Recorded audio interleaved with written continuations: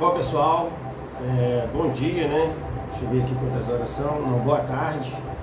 Quero agradecer a todos aí pelo apoio ao canal e solicitar a vocês que compartilhem, comentem, curtam, deixem o seu like, né?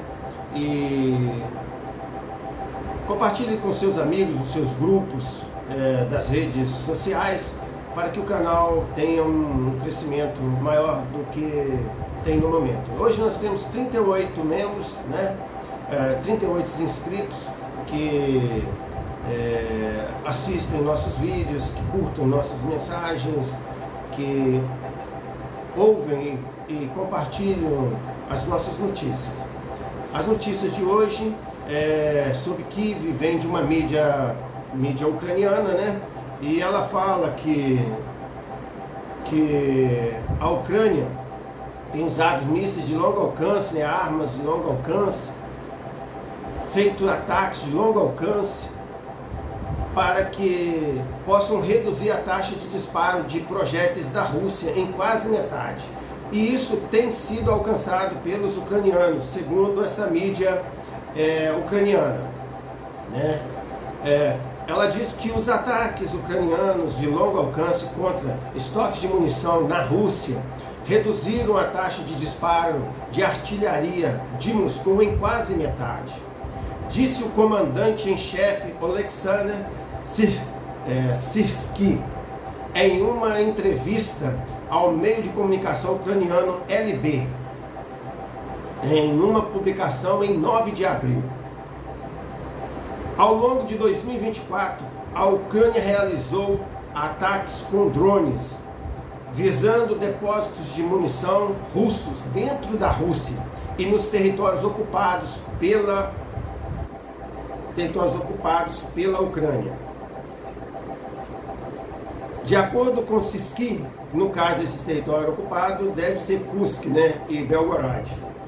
De acordo com Syrskyi, os soldados russos costumavam disparar cerca de 40 mil cartuchos de munição diariamente, mas uma série de ataques de longo alcance reduziu esse número para cerca de 23 mil cartuchos.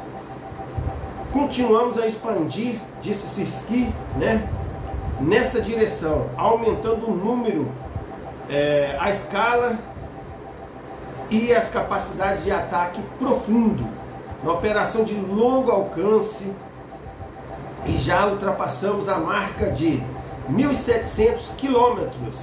Nossas equipes também estão aumentando o componente não tripulado, disse Syrskyi. Ou seja, eles aumentaram aí os ataques, né, com drones, com mísseis, e já conseguiram atingir mais ou menos 1.700 quilômetros dentro da Rússia. E isso tem crescido, aumentado muito mais, disse Syrskyi, né? Desde então, a taxa de tiro da Rússia aumentou ligeiramente, situando-se agora entre 27 mil e 28 mil cartuchos ou tiros por dia, disse o general. O general atribuiu isso a possíveis fornecimentos de projéteis de aliados de Moscou, como da Coreia do Norte, como do Irã, né? Que aumentou a produção de equipamento para a Rússia. A escassez de munição tem assolado a Ucrânia durante a invasão de larga escala da Rússia. A União Europeia não cumpriu sua promessa de produzir 1 milhão de projéteis, segundo a Ucrânia, de artilharia entre março de 2023 e 2024, enquanto disputas políticas em Washington levaram a um grave atraso em um pacote de ajuda de 61 bilhões de dólares.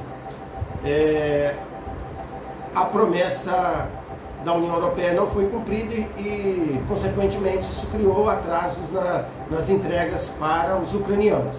No final de dezembro de 2024, né, a Sky News informou, citando autoridades ocidentais não identificadas, que a vantagem da artilharia russa contra a Ucrânia caiu para 1,5 projétil para cada projétil ucraniano. que ainda é muito grande, né? Para um país pequeno como a Ucrânia, que precisa desse apoio americano.